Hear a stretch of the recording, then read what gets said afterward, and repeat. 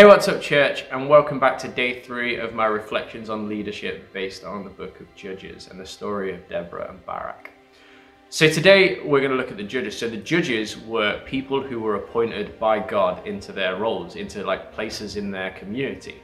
And their role basically was to kind of bring order to the disorder in people's lives. They kind of obviously sat there and people brought their problems and their issues and concerns to them. And their role then was kind of to advise them based on what God was telling them and things like that. What they sought to do was to serve their people from within their communities, but also serve God by kind of asking for his kind of guidance on those sort of things. So ultimately what they wanted to do was to serve other people by bringing God's influence into their lives, but also serve God by ensuring that his will is done. And obviously Jesus was the ultimate servant leader. He was constantly looking at the people around him and looking for ways to serve them and help them and to guide them.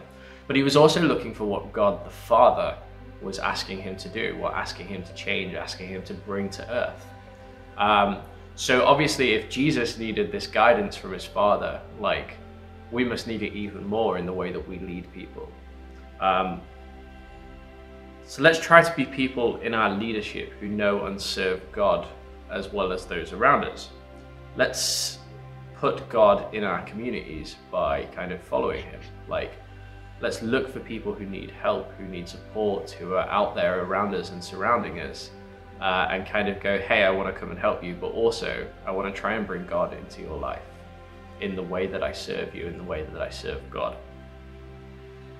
Jesus obviously served so many people around him, such as the disciples. Obviously there's this example where he got down to wash the feet of his disciples in an act of service towards them, which would normally only be done by kind of the lowest of the low servants.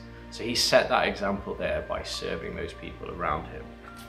That servant heart that Jesus had is something that we as Christians need to aim for in our leadership. So let's try and find ways of serving God and also those people around us in the way we lead, but also in the way we just build relationships and get to know people and help them out and build community and that side of things.